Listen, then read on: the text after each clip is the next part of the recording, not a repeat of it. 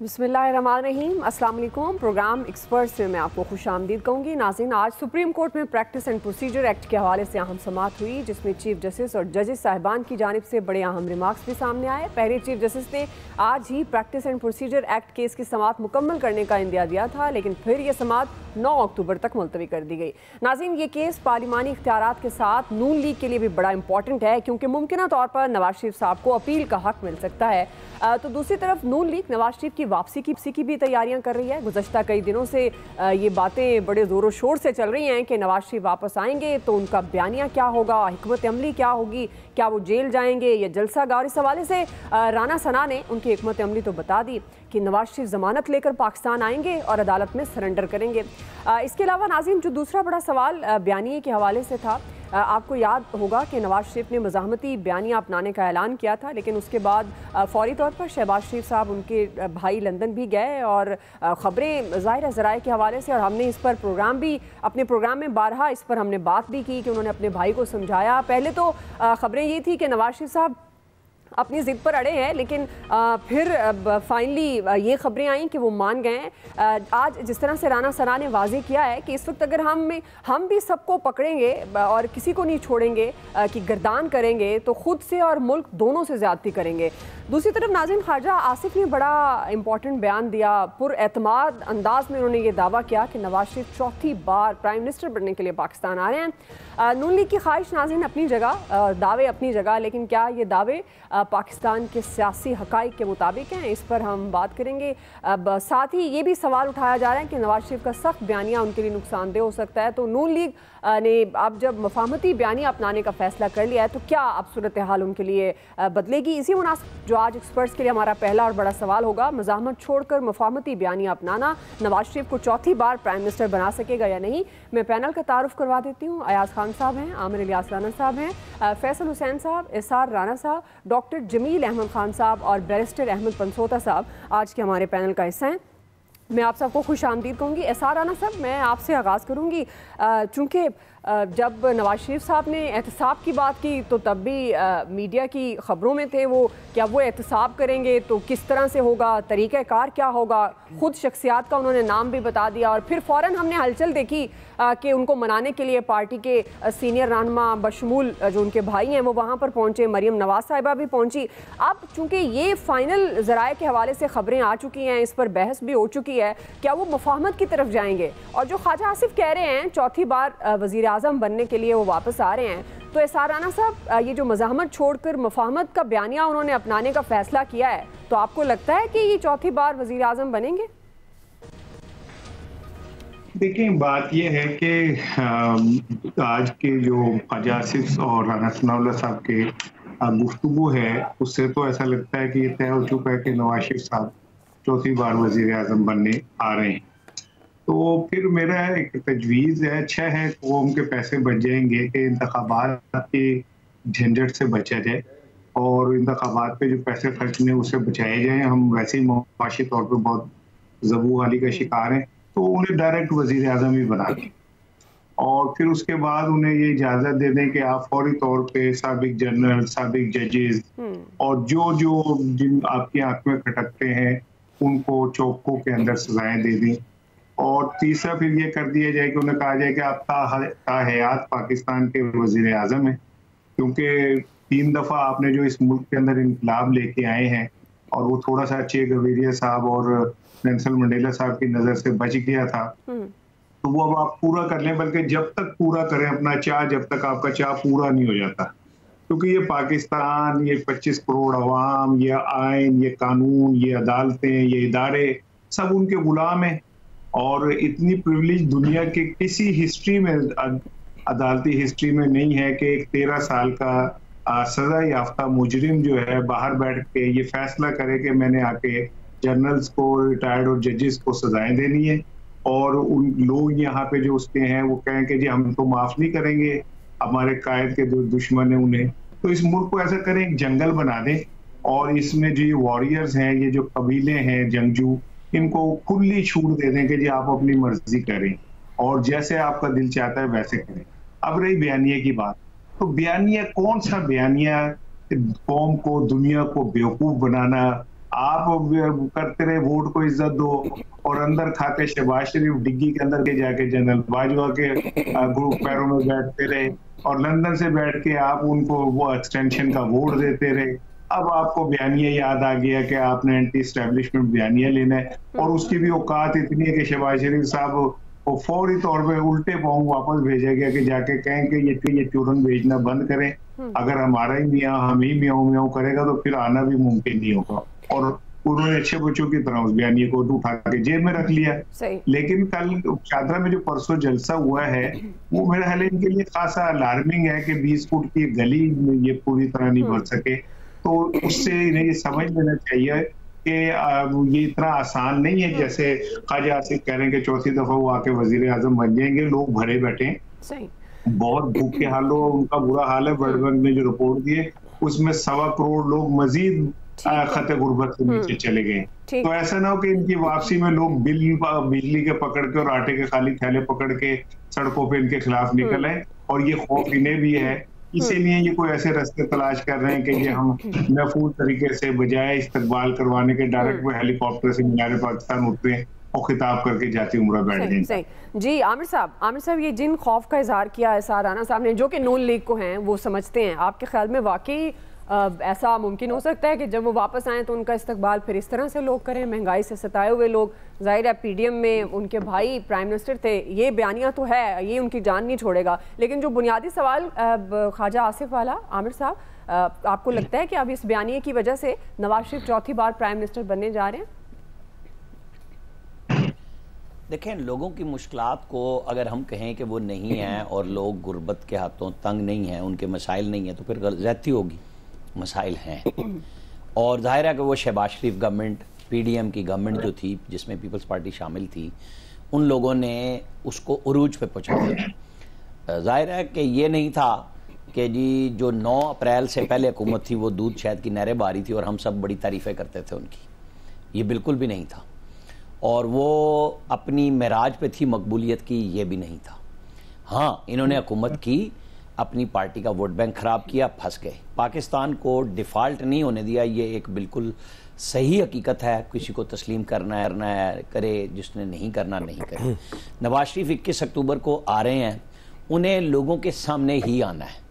वो जाती उम्रा में बैठने के लिए बिल्कुल नहीं आ रहे। ख्वाहिश तो हो सकती है बहुत सारे लोगों की कि वो लंदन ही रहें, वो जाती उम्रा भी ना आएँ, वो वहीं बैठे रहें। उनकी अपनी ख्वाहिश भी थी कि उन्हें आना है। मौका हर सियासतदान अपने हिसाब किताब से लगाता है कि उसे कब कैसे आना है। वो आ रहे हैं, और लोगों का मूड क्या होगा वो हम सब आप देखेंगे। उन्होंने क्या तकरीर करनी है, तकरीबन तय है कि वो माशी मसाइल के ऊपर बात करेंगे, डेवलपमेंट से ज़्यादा कि पाकिस्तान को जो इकनॉमिक क्राइसिस है उससे कैसे निकलना है, ये उनका महवर होगा। उनकी पार्टी के लीडर जब बयान करते हैं कि हम आगे नहीं जाएंगे कि जिससे मुल्क में फंस जाए, और चौथी दफ़ा क्या वो कहें 5वीं दफ़ा हमने बनाना है। परवेज़ इलाही कहते नहीं थे 10 बार मैं वर्दी में मुंतखब करवाऊंगा जनरल मुशर्रफ को, और जनरल मुशर्रफ कहते थे ओवर माई डेड बॉडी के नवाज शरीफ और बेनज़ीर भुट्टो आएंगे। सब आए, सब ने अपनी बातें पूरी की और सब ने नहीं की। सियासत इसी चीज़ का नाम है ना, कि आपको लोगों में आना है, फिर लोग फैसला करेंगे, और लोगों का जो फैसला है जो इंतखाबात की सूरत में होगा उसको मैं और आप डिनाई नहीं कर सकते।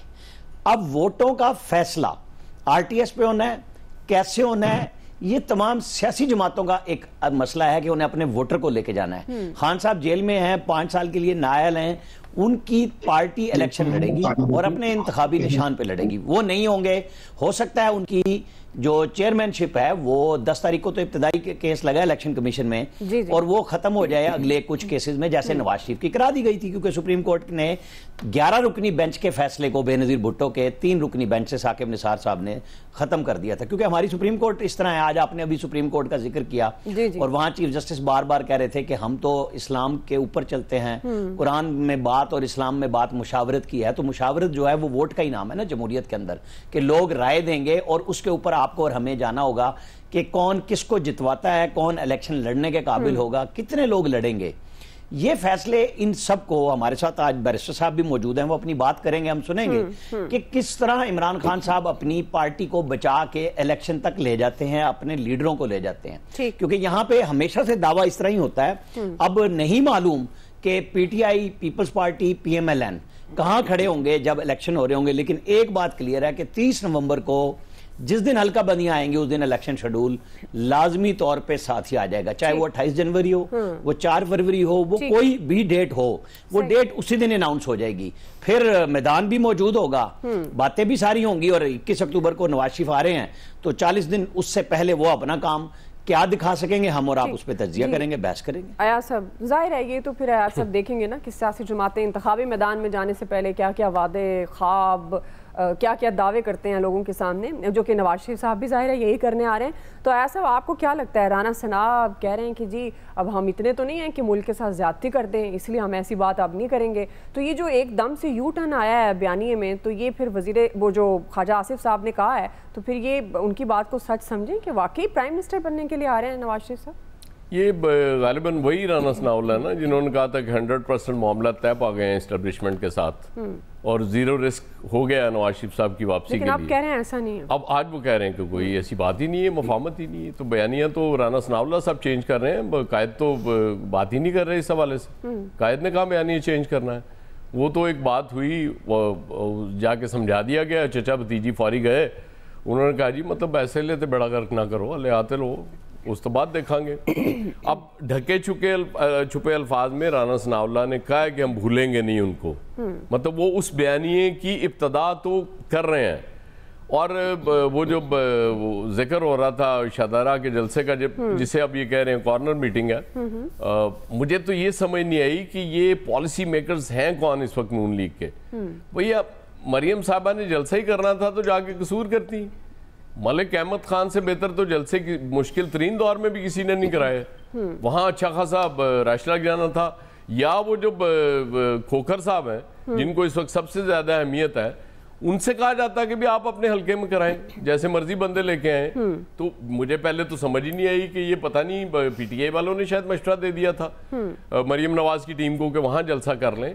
राना सनाउल्लाह की बातों से मुझे तो एक दफा फिर पता नहीं क्यों ये शकूक पैदा हो गए कि कायद आएंगे भी या नहीं आएंगे। जिस तरह की बातें राना साहब जो चेंज कर रहे हैं, बाकी चौथी बार वजीर आजम बन जाएंगे, 5वीं बार 6ठी बार, वो उनका राइट है, उनको कहना चाहिए। और ये कौम अगर जो 16 महीने में इसके साथ हुई है, और वो जो हम पिछली हुकूमत की बात करते हैं कि उनकी कारकर्दगी अच्छी नहीं थी, अब अगर ये 16 माह की कारकर्दगी हम देखें तो वो तो लगता था कि कमाल ही काम कर रहे थे, उनसे बेहतर तो मुझे लगता है काम ही कोई नहीं कर रहा था।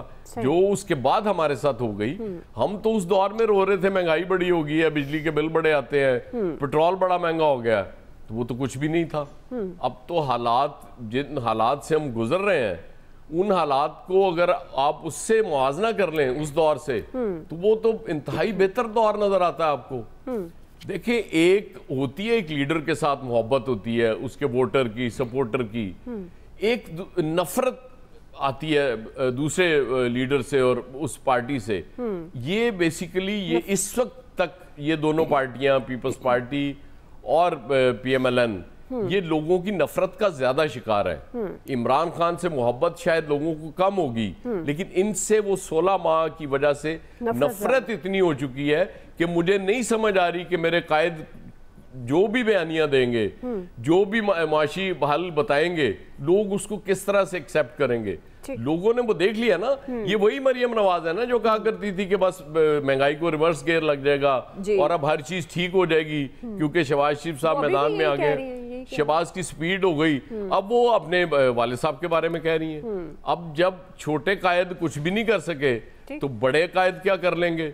चौथी क्या, मेरी तरफ से उनको 10वीं बार वजीर आजम बना दें, लेकिन at the end of the day vote लोगों ने देना है और लोगों के सेंटीमेंट्स मेरा ख्याल है इनके भी सामने है। इनको भी अंदाजा हो जाएगा कि लोग इस वक्त कितने गुस्से में हैं और क्या करने जा रहे हैं। फैसल साहब, लोग गुस्से में हैं, जैसे अयाज साहब कह रहे हैं कि नफरत ज्यादा है, जाहिर है महंगाई के सताए लोग हैं और इनकी जो परफॉर्मेंस वही बयानिया होता है, जो चाहे वो 16 माह की चाहे वो 5 साल की हो। तो फिर कैसे बनेंगे प्राइम मिनिस्टर चौथी बार नवाज शरीफ? जैसे इमरान खान 2018 में बने थे वैसे बन जाएंगे, इसमें कौन सा मसला है। इमरान खान भी तो बने थे ना 2018 में, इस तरह बनने में मेरा ख्याल है कोई मुश्किल मरद काम नहीं है। लेकिन एक बात जो समझ में नहीं आती कि ये सख्त बयानिया क्या होता है और नरम बयानिया क्या होता है। किसी भी लीडर का जो बयानिया होता है वो उसका सिग्नेचर होता है, और सिग्नेचर कोई रोज़ाना की बुनियाद पे तो तब्दील नहीं होते। अब ये रोज़ाना की बुनियाद पे हमारे मुल्क में क्यों बयानियों की बात होती है? इस मुल्क में किसका बयानिया है आप बताएं? नवाज शरीफ साहब के बयानिए का रोज तस्करा होता है। इमरान खान साहब का क्या बयानिया है? जरदारी साहब का क्या बयानिया है? जो भी बयानिया है उस बयानिए में कोई इस कौम को मसाइल से निकालने का हल है भी? भाई अगर नवाज शरीफ साहब के बयानी पे यही डिबेट हो रही है ना कि वो बाजवा साहब के और फैज साहब के खिलाफ होगा या नहीं होगा, इमरान खान के बयानी पे यही डिबेट हो रही है ना कि वो इस्टेब्लिशमेंट के खिलाफ जो पॉलिसी है उसी को टो करेंगे और तब्दील नहीं होगी। इस पूरे बयानिए में, किसी भी बयानिए में कोई किसी के पास कोई मसाइल का हल है? कोई बात कर रहा है कि भाई इस मुल्क की गुर्बत को निकालने का ये प्लान है और इस किताब के अंदर लिखा हुआ है हमारे पास, हम आके इस किताब पे जो है ना अमल करेंगे। तो यही तो कह रहे हैं कि नवाज शरीफ साहब जब आएंगे वो मुआशी तौर पर ही बात करेंगे अपने बयानिए में, वो अपनी किताब लिख के लाएंगे यार। फैसल नहीं, किसी के पास नहीं है। इस मुल्क का अलमिया ये है कि किसी भी सियासतदान के पास, किसी भी सियासी जमात के पास इस मुल्क को मसाइल से निकालने का कोई भी प्लान ठीक उसके पास मौजूद नहीं है। ये बहुत ही कैतुरजाल की कैफियत है इसमें ये डिबेट की बात नहीं है कि नवाज शरीफ साहब कामयाब हो रहे हैं या नाकाम हो रहे हैं, या इमरान खान साहब कामयाब हो रहे हैं या नाकाम हो रहे हैं। नाकाम ये कौम हो रही है, नाकाम ये मुल्क हो रहा है, नाकाम ये रियासत हो रही है।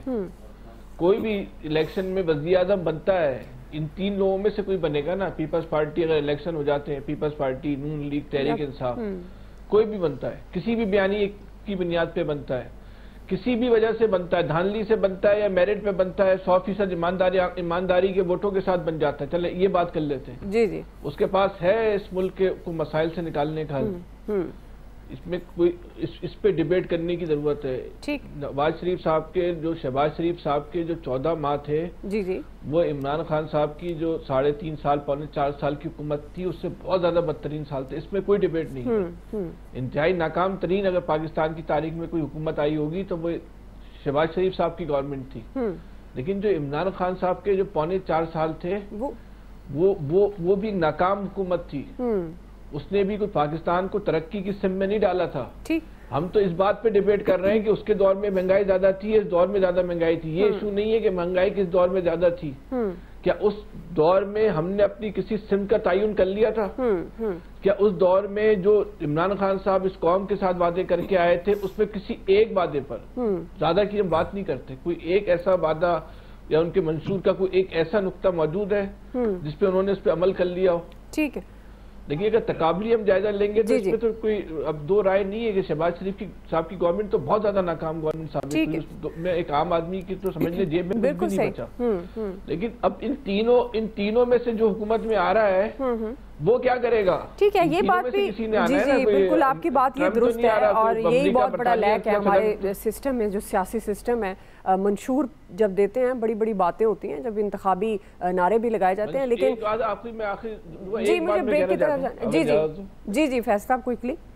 किसी पाकिस्तान की जो सियासी जमातें जो मंशूर पेश करती है ना, इनके जो लीडर होते हैं ना, मरकजी कायदीन, ये लोग भी अपना मंशूर नहीं पढ़ते हैं। अगर इनसे भी आप इनका मंशूर पूछेंगे ना कि आपके मंशूर में ज़राअत के हवाले से क्या मंशूर, इनको भी नहीं पता होता। सही सही सही, बिल्कुल इतनी खाना पूरी होती है। जी जी ऐसे ही है, बिल्कुल ऐसे ही है। मकसद तो सिर्फ वोट लेना है और लोगों को दिलासे देने हैं झूठे, और फिर उसके बाद मुफादात की जंग है ना, बेसिकली कुर्सी की जंग है। बहरहाल ब्रेक ले रहे हैं नाज़रीन, ब्रेक से वापस आएंगे। यही सवाल होगा हमारा, इस पर मैं डॉक्टर जमील अहमद खान साहब और बैरिस्टर अहमद पंसोटा साहब की हम राय लेंगे। आप हमारे साथ रहिए। वेलकम बैक नाज़रीन, हम बात कर रहे हैं नवाज शरीफ साहब अब चौथी बार वज़ीर आज़म बनने के लिए पाकिस्तान आ रहे हैं। बैरिस्टर साहब मैं आपकी तरफ आऊँगी, ज़ाहिर है कानूनी तौर पर भी हम चाहेंगे आप इस पर कमेंट करें। जिस तरह से कह रहे हैं कि वो ज़मानत लेकर आएंगे और जलसा करेंगे और फिर सरेंडर करेंगे, तो क्या उनके लिए इम्पॉर्टेंट होगा, क्या क्या अहम चीज़ें होंगी जो उनको करनी होंगी? दूसरा एक सियासी पहलू, ज़ाहिर है आप सियासी तज्जिया भी करते हैं, तो आपको लगता है कि अब बयानियाँ तब्दील होने के बाद नवाज शरीफ साहब के लिए रास्ते ज़्यादा वाज़े और क्लियर हो गए? देखिए जी, एक तो मैं उनके बयानी पर ये समझता हूँ कि लोगों का ख्याल ये है कि वो अपना बयानिया तब्दील कर आ रहे हैं मैं ज़ाती तौर पर समझता हूँ, ये मेरा अपना तज्जिया है कि वो पाकिस्तान में आकर भी वो जो स्ट्रॉन्ग बयानिया है जो उन्होंने थोड़ी देर के लिए लिया था और उनको अपेरेंटली ये दिखाया गया कि उस बयानी से विड्रॉ कर गए, लेकिन वो उसी किस्म का बयानिया पाकिस्तान में आके मेंटेन करेंगे, बिकॉज विदाउट दैट बयानिया उनकी सक्सेस पाकिस्तान में नहीं पॉसिबल। सिंपल मुआशी बातों पर बात करके या आवाम को ये बता के कि जी हम किस तरह पेट्रोल और ये सारी चीज़ें सस्ती करेंगे, nobody is going to buy that at this point in time, considering कि वो 3 दफ़ा वज़ीर आज़म पहले रह चुके हैं। उसके साथ साथ उनका पाकिस्तान में आना जो उसके अंदर लीगल चैलेंज है वो सबसे बड़ा ये है कि एक कॉन्विक्ट हैं, उस कॉन्विक्ट के लिए इंपॉर्टेंट है कि वो आके सरेंडर करे पहले अदालत के सामने। ये भी एक नई यूनिक सिचुएशन होगी। वैसे तो सलमान शहबाज साहब के केस में हुआ है, इरशाद डार साहब का भी एक एग्जांपल है, बट यहाँ पर एक कन्विक्टेड पर्सन के लिए डिफिकल्ट होगा कि without any relief from the court वो स्ट्रेट फॉरवर्ड आके पाकिस्तान के अंदर लैंड करें, जलसा करने के बाद वो चाहें कि उनको अरेस्ट किया जाए। तो वो भी एक सिचुएशन ऐसी होगी जिससे उनको डील करना पड़ेगा और वो भी एक ट्रिकी सिचुएशन होगी। वो डिपेंड करेगी कि वो किस किस्म का बयानिया लेके पाकिस्तान में आ रहे हैं। अगर तो बयानिया वही है जिस तरह मैं कह रहा हूँ सख्त और हार्श, तो फिर हो सकता है कि उनको लीगल मुश्किलात भी हों। लेकिन अगर बयानिया जो है वो बात चली जाएगी जाके सिर्फ मीनारे पाकिस्तान के जलसों पर और पाकिस्तान को ये बताने के ऊपर कि हम इकोनॉमी कैसे रिवाइव करेंगे, जिस तरह हमने पहले 3 दफा की थी, पाकिस्तान की आज ऑल दैट ग्रेट इकोनॉमी है, इंक्लूडिंग पीटीआई, सारों की बात कर रहा हूँ, तो फिर उसकी सिचुएशन में शायद उनको तो वैसे ये हिफाजती जमानत के लिए क्या चीजें अहम होंगी उनके लिए, मिल जाएगी? देखिए हिफाजती जमानत तो ये सिचुएशन मेरिट करते नहीं। हिफाजती जमानत तो अब तब करवाते हैं जब आप बेसिकली एक केस को ट्रायल को फेस कर रहे हो जहाँ आपको गिरफ्तारी मतलब है। यहाँ तो as a result of a conviction आपको बिहाइंड बार्स जाना है, तो उसके लिए इंपॉर्टेंट ये है कि हिफाजती जमानत शायद ना मिले, उनको एक दफा अपने आप को सरेंडर करना पड़ेगा, उसके बाद फिर हो सकता है उसको चैलेंज करें और चैलेंज करके रिलीफ लें। जी डॉक्टर साहब आपको क्या लगता है, आपका तज्जिया क्या कहता है कि अब ये बयानिया मदद करेगा? नवाज शरीफ वो खुद भी वैसे इजहार कर चुके हैं, नून लीग की ज़ाहिर ख्वाहिश भी है, लेकिन जिस तरह से ख्वाजा आसिफ ने ये दावा किया है कि वो चौथी बार प्राइम मिनिस्टर बनने ही पाकिस्तान आ रहे हैं। जी डॉक्टर साहब। जी डॉक्टर जमील अलावा और क्या दावा करेंगे? यही दावा करेंगे वो, इसके अलावा और क्या कर सकते हैं? जाहिर है अपने पॉलिटिकल पार्टी के कलीदी लीडर हैं, लेकिन अजीब गुमागुम की सूरत हाल है, ये पता नहीं क्या ख्वाब है क्या ख्याल है। और सबसे बड़ी बात एक तज़ब्ज़ुब है, कसम पुरसी है, हालात दीगरगू हैं। इलेक्शन में पार्टियां अब तक अपना बयानिया बनाने में पूरा कामयाब नहीं हुई हैं।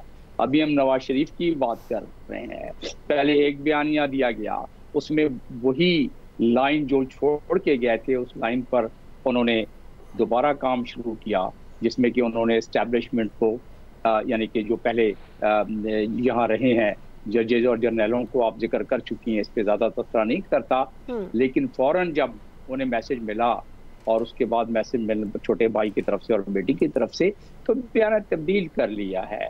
लेकिन बात यह है कि बयानिए तब्दील हों, अब नारे जो भी लगाएं, बदकिस्मती देखें कि 25 करोड़ आवाम में से कोई वज़ीर आज़म हमें नहीं मिल पा रहा है। एक वज़ीर आज़म जिसके मामलात बल्कि 2 या 3 या 4 जिनके मामलात हम अभी तक भुगत रहे हैं माशी हालात से, वो दोबारा आके चौथी बार का उसको अनाउंस किया जा रहा है। ये तो बात बैरिस्टर साहब कर ही चुकी हैं कि ज़ाहिर है कॉन्विक्ट, देखिए कानून की नज़र में चाहे उन पे पॉलिटिकल केस जो वो दावा करते हैं बनाए गए हों या किसी वजह से केस बने गए हों, लेकिन बहरहाल कानून की नजर में तो एक कन्विक्ट है ना, वो भी एक दुनिया में एक अनोखा सी मिसाल होगी जब वो आएंगे और एक कॉन्विक्ट आके जलसे से खिताब करेंगे, तो हमारी माशाल्लाह काफी इज्जत अफजाई होगी पूरी दुनिया में। पता नहीं क्या पॉलिसी हुकूमत उस वक्त अपनाती है कि मजमे से उनको रिक्वेस्ट की जाएगी या वैसे किया जाएगा, लेकिन अवाम को जिस तरह दीवार से लग रहे हैं माशी लिहाज से, पेट की आग से, भूख की वजह से, अफलास की वजह से, अवाम अभी ये जो सियासी नारों पर ध्यान देने के आहिस्ता आहिस्ता काबिल नहीं रहेंगे। जो लोग जलसों जुलूसों में आएंगे, पहले भी रोटियां मिलती थी, लेकिन अब खास तौर पर आएंगे पेट की आग बुझाने आएंगे, अंदर खानों को इस्तेमाल करने के लिए पैसे देके बसेस भर के पहले भी आते थे, अब उसमें ज्यादा तादाद हो सकती है। असल तो चीज है को ये सारी सियासी पार्टियां एक रेवड़ समझती हैं, खास तौर पर देहाती इलाकों में, और उस रेवड़ को हाँक कर आते हैं, वोट दिलवा देते हैं, तो कोई बात नहीं, चौथी दफा प्राइम मिनिस्टर बन सकते हैं। और इस तरह के मामलों को मुल्क की जो सूरत हाल पहले रही है और अब तो अमर में है। एक जो थोड़ी सी माया चीज है जिससे थोड़ी सी उम्मीद की किरण आ सकती है कि कोई भी पार्टी, चाहे वो मुस्लिम लीग हो, पीपल्स पार्टी हो, मौलाना ने तो कह दिया कि मैं इलेक्शन नहीं लड़ सकता क्योंकि बर्फ पड़ी होगी और दहशतगर्दी के मामला नहीं सकते, मौसम सही नहीं है और दहशतगर्दी 14 उनके कलीदी लीडर जो हैं वो जाबाह को शहीद हो गए हैं, वो तो उन्होंने तो कर दी है। नवाज शरीफ भी कोई बहुत ज्यादा सीरियस इलेक्शन के लिए नहीं है, एक ही पार्टी रह गई है जो ऐसा है कि खूब धूम मचा रही है कि इलेक्शन होना चाहिए और टाइम पर होना चाहिए, वो पीपल्स पार्टी। ये जो गुमागू की सूरत हाल है, महसूस ये होता है कि there is a lot of slip between the lip and the cup. तो इलेक्शन का देखें, अगर एक पार्टी ने भी एप्लीकेशन दे दी कि इलेक्शन को पोस्टपोन कर दिया जाए और जो ग्राउंड मौलाना फजलुर रहमान बता रहे हैं हालात मुझे दूसरे नजर बिल्कुल आ आप सही कह रहे हैं कि जिस तरह मौलाना ने एक ग्राउंड बनाया है तो हालात कुछ भी होते हैं। बहरहाल जी, ये तमाम सियासी जमातें ज़ाहिर अपना अपना बयानिया बनाते हैं। जो हमारा बुनियादी सवाल नून लीग के बयानिए और नवाज शरीफ के चौथी बार वज़ीर आज़म बनने के हवाले से था, एक्सपर्ट्स क्या कहते हैं वो आपने जान लिया। ब्रेक ले लेते हैं जी, ब्रेक से हम वापस आएंगे। आज जो हम दूसरा बड़ा सवाल एक्सपर्ट्स के सामने रखने जा रहे हैं वो ये है कि गैर कानूनी तौर पर मुकीम गैर मुल्कियों को पाकिस्तान छोड़ना होगा। हुकूमत ने यह वाज़ेह ऐलान किया है। हम बुनियादी तौर पर यह बात करेंगे क्या हुकूमती फैसला दुरुस्त है, राय लेंगे ब्रेक के बाद। नाज़रीन, आज निगरान वज़ीर आज़म अनवारुल हक काकड़ की ज़ेर सदारत कौमी एपिक्स कमेटी का इजलास हुआ है जिसमें सिविल अस्करी हुकाम समेत दीगर आला ओहदेदारों ने शिरकत की है। इस मीटिंग के बाद निगरान हुकूमत ने बड़ा फैसला करते हुए पाकिस्तान में गैर कानूनी तौर पर मुकीम गैर मुल्कियों को मुल्क छोड़ने का हुक्म दिया है और उन्हें पाकिस्तान छोड़ने के लिए 1 नवंबर की डेडलाइन दी है। तमाम गैर कानूनी तौर पर मुकीम गैर मुल्की इस तारीख तक तमाम असासे फ़रोख्त करने और अपने वतन वापसी के पाबंद होंगे। डेडलाइन खत्म होने पर गैर मुल्कियों को मुल्क बदर कर दिया जाएगा और जायदादें कुर्क कर दी जाएंगी। और इस फैसले के बाद सबसे अहम जो सवाल है वो अफगान मुहाजिरीन के मुस्तकबिल के हवाले से पैदा हुआ, जिनके बारे में फैसला किया गया है कि पाकिस्तान में मुकीम तमाम गैर कानूनी अफगान मुहाजिरीन शहरियों को भी मुमकिन डेडलाइन तक अपने मुल्क वापस जाना होगा, लेकिन प्रूफ ऑफ रजिस्ट्रेशन के हामिल अफगान मुहाजिरीन पाकिस्तान में रहने के अहल होंगे। जबकि अफगान शहरी कानूनी तौर पर जो इजरा करदा डिजिटाइज ई तस्कीरा है उसी पर ही पाकिस्तान का सफ़र कर सकेंगे और वीज़ा रखने वाले अफगान शहरी भी पाकिस्तान का सफ़र करने के अहल होंगे। नाज़रीन, फैसले के हवाले से निगरान वज़ीर दाखिला ने कहा है कि वेब पोर्टल के जरिए गैर कानूनी पनाह गुज़ीनों गैर कानूनी जायदादों के हवाले से इत्तला दी जा सकेगी जिस पर इनाम भी दिया जाएगा। Army chief general Asim Munir ने भी ये वाज़ेह तौर पर कहा है कि एक पाकिस्तानी शहरी की जानो माल और फलाह व बहबूद किसी भी दूसरे मुल्क और किसी भी दुनियावी मफाद से मुकद्दम है। हुकूमत के इस फैसले पर क्या असरात होंगे और क्या ये पाकिस्तान के लिए फ़ायदेमंद, इसी तमाम मामले पर बात करेंगे। डॉक्टर जमील अहमद खान साहब, मैं आपसे आगाज़ करूंगी। आप इस फैसले को किस तरह से देखते हैं? अब हुकूमत की पॉलिसी क्या होगी, किस तरह से मुमकिन होगा ये तमाम तकरीबन 1 लाख से ज़ायद अफगानियों का इनखला? क्या आप समझते हैं कि ये प्रैक्टिकेबल है और ये जो हुकूमत का फैसला है ये दुरुस्त फैसला है? जी डॉक्टर साहब, मेरी आवाज़ आ रही है? पहले भी ये फैसले बहुत दफ़ा किए गए, लेकिन इसकी इम्प्लीमेंटेशन में ही सबसे बड़ी खबात आती है। तो अब भी ये फैसला किया गया। आपको मैं भी मिसाल दे देता हूँ, वो जो 20 पॉइंट का हमारा नेशनल एक्शन प्लान जिस पे कि आज भी बहस मुबाहिसा हुआ है, उसके कलीदी पॉइंट्स जो हैं उसमें तो अभी तक सैकड़ों उस पर मीटिंग हो चुकी है और अभी नहीं हुआ। मिसाल के तौर पे आर्म्स गैंग को उन्होंने कहा कि उनको अलाउ नहीं करेंगे, वो आपसे पूछ के तो नहीं आ रहे हैं या आपसे वीजा तो नहीं आ रहे हैं, लेकिन अभी तक उस पर कुछ नहीं हुआ। नेक्टा को स्ट्रेंथन करना, कभी कुछ नहीं हुआ अभी तक। लिटरेचर हर लिहाज से खत्म करना था, हेट लिटरेचर, मैगजीन्स और बाकी चीजें, लीफलेट्स अभी भी मिल रहे हैं। Choking financial terrorism thanks to FATF कुछ उस पर कंट्रोल हुआ है, जो कि अच्छी बात है, लेकिन दूसरे अंदाज से अब भी वो फाइनेंसेस चल रही हैं, हुकूमत को पता है। काउंटर टेररिज्म फोर्सेस कुछ प्रोमिसेस में हो गए हैं, कुछ में नहीं हुए हैं। रजिस्ट्रेशन ऑफ सेमिनरीज, उस पर रेजिस्टेंस हुई। हमारे खुद एक पॉलिटिकल पार्टी के बहुत बड़े रहनुमा, उन्होंने भी उस पर नुक्ताचीनी की और एतराज किया। वो अभी तक पूरी तरीके से बेहतर तरीके से नहीं हो सके हैं। और टेररिज्म को सोशल मीडिया पर वो कहते थे कि टीवी पर ग्लोरीफाई न किया जाए। अब भी बार बार टेररिज्म की खबरें आती हैं, न सिर्फ टीवी पर बल्कि उस पे सोशल मीडिया पर भी आती हैं। इसी तरह मैं आपको बहुत गिनवा सकता हूँ चीजें और, लेकिन सवाल ये पैदा होता है कि न टेररिस्ट नेटवर्क पूरा टूटा है, जाते हैं फिर वापस बन जाता है वो। वजह उसकी क्या है? वजह उसकी ये है, आपके नाज़रीन जानना चाहेंगे कि जो एक कॉम्प्रिहेंसिव आपने 24 पॉइंट्स का बनाया था प्रोग्राम, उस पे जिस अंदाज में इम्प्लीमेंट होना चाहिए था नहीं हुआ, क्योंकि जिस दिन आपने ये प्रोग्राम बनाया था उस दिन ही उसमें फिजिबिलिटी का उनसर पॉइंट वाइज नहीं रखा था और उसमें बजटिंग का उनसर नहीं रखा था, जिसकी वजह से ये नहीं। आपका सवाल कि ये किस तरह ये भेजेंगे, बहुत मुश्किल है वापस भेजना। जेनीवा कन्वेंशन, ठीक है। अच्छा डॉक्टर साहब, आपका पॉइंट आ गया, मुश्किल है क्योंकि वक्त का मैं पैनल से रिक्वेस्ट करूंगी वक्त का ख्याल रखें। जी इसार राना साहब। देखिए, जो सूरत हाल है ना उसमें अब जो अफगान यहाँ पे पाकिस्तान में हैं, उन्हें निकालना इतना कोई आसान काम नहीं है। उनकी तीसरी नस्ल जो है वो पाकिस्तान का हिस्सा बन चुकी है। पाकिस्तान लाहौर में आप देख लें, बड़े बड़े जितने प्लाजा हैं उनकी वो के कौन मालिक है उनका, वहां पे दुकानें किसकी हैं, और मुख्तलिफ बाजारों में और मुख्तलिफ मुकामात पे आप जाके देखें तो वो अफगानी और उनके आगे आने वाली नस्लें जो हैं वो सेटल हो गई पाकिस्तान में। तो ये कोई इतना आसान नहीं है। जी अच्छा इसार राना साहब, जी आप सुन पा रहे हैं? चलें जी, कोई ऑडियो इशू है? जी आमिर साहब। देखें, बात यह है कि 2015 का एक्शन प्लान है जो चौधरी निसार वजीर दाखिला थे तब बनाया गया था, सारा सब कुछ हुआ था, इम्प्लीमेंटेशन शुरू हुई और फिर उसके अंदर से आपको पता है कि TLP निकल आई, धरने हो गए और क्या क्या नहीं हुआ। फिर TTP को पाकिस्तान वापस लाया गया। हमारे वज़ीर आज़म थे, आपको पता है, बड़े ख्वाहिशमंद थे कि सिर्फ बातचीत से मसला हल करें और वो हमारे ही लोगों को फंसा के चले गए। DGI वहाँ चाय पीने चले गए थे, वो करोड़ों रुपए की चाय पड़ी हमें। ठीक है, स्टेट पॉलिसी होती है, लेकिन हम क्यों डे बाय डे पॉलिसी करते हैं? ये पाकिस्तान है, पाकिस्तान के लोगों का मसला है। अब नई पॉलिसी बनी कि नहीं, ये बातचीत नहीं होनी चाहिए थी। अब आज जो फैसले हुए हैं इस पे अमल दरामद बिल्कुल होना चाहिए। अब आप के जी 28 दिन रह गए, बिल्कुल ठीक है।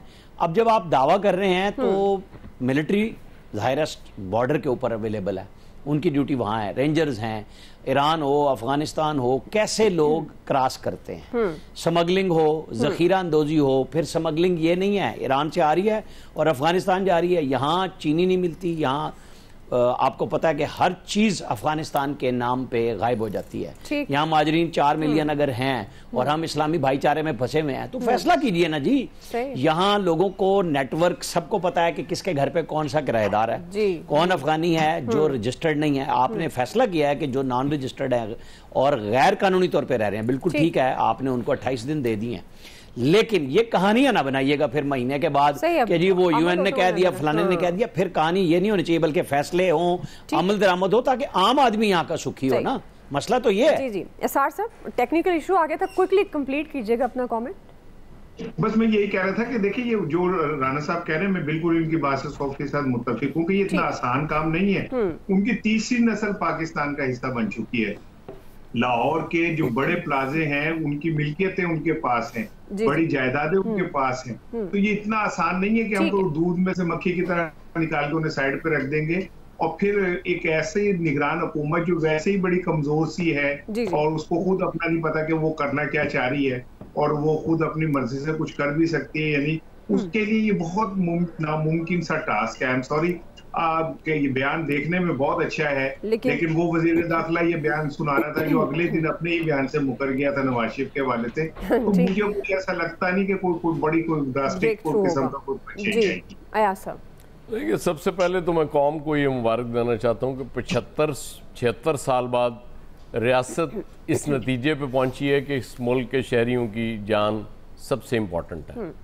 पहले तो हम ये इस तरह बुनियादी तौर पे जब बात कर रहे हैं ना सब पार्टिसिपेंट्स, वो कहते हैं ना दूध का छला छाछ भी, वो जला छाछ भी फूंक फूंक कर पीता है, क्योंकि इस तरह के बहुत सी चीज़ें हमने देखे। और लेटेस्ट बिल्कुल नेशनल एक्शन प्लान था जिसकी कुछ चीज़ों पे अमल हुआ और उसके बाद फिर बाकी आपको पता है, क्योंकि वो मुझे भी इत्तफाक है उसकी 2-3 मीटिंग्स में शरीक होने का, जब जो इंसार हुआ करते थे वज़ीर दाखिला।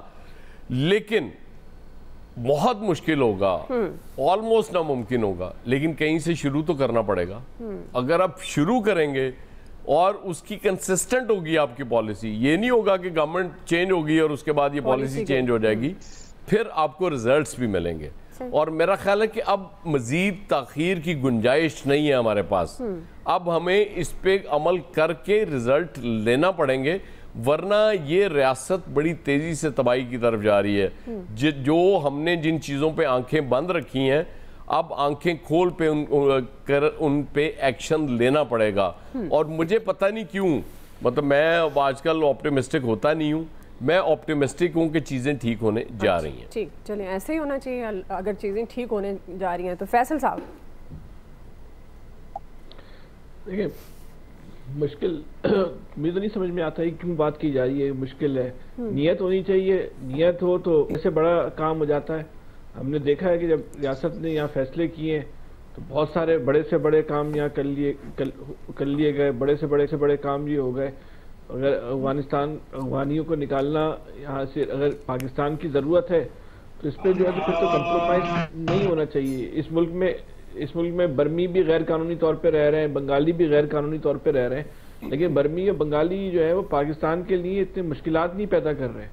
इस पर पाकिस्तान में स्मगलिंग का जो सबसे बड़ा नेटवर्क है वो तो अफगानी चला रहे हैं जो गैर कानूनी तौर पर रह रहे हैं। इनको अगर पाकिस्तान की मौजूदा सूरत-ए-हाल को, मईशत को बेहतर करने के लिए इनको निकालना नागुज़ीर है तो फिर इसमें कोई कंप्रोमाइज़ नहीं करना चाहिए। आमिर साहब की बात ठीक है कि 2 महीने के बाद या 15 दिन के बाद ये कहानी ना सुनाई जाए कि वो ये मजबूरी आ गई थी या ये मसलियत हो गई थी या खामोशी के साथ ही ये ऑपरेशन जो है वो बंद कर दिया जाए। जो भी पाकिस्तान की बका के लिए, पाकिस्तान की सलामती के लिए जो फैसले नागुज़ीर हैं अब उनको करना होगा। उसके अलावा हमारे आपके पास ऑप्शन नहीं है, बस नियत होनी चाहिए। और बाकी कहना मुश्किल क्या है, यहाँ तो बड़ी बड़ी अवाम में रूट्स रखने वाली सियासी जमातों को, जो नेशनल सियासी जमातें थी, उनको जब ख़त्म किया जा सकता है तो ये तो गैर कानूनी तौर पर मुकीम लोग हैं, इनको ख़त्म करने के लिए तो सिर्फ नियत चाहिए। बाकी इसमें इंटरनेशनल कानून भी है ना। जी convention for relating the status of refugees. जी इसमें इंटरनेशनल कानून आड़े आ जाते हैं। मुझे उम्मीद है कि हमारी फॉरेन ऑफिस की उसमें पूरी तैयारी वो उनके लिए है ना जो रजिस्टर्ड है, जो रजिस्ट्री तौर पे रहते हैं, लेकिन जिनको अफगान महाजिर का कार्ड दिया गया है। मामलात होंगे ना जी डॉक्टर साहब? जी हाँ बिल्कुल, वो भी होगा। और वो एक इंटरनेशनल कन्वेंशन है related to status of the refugees.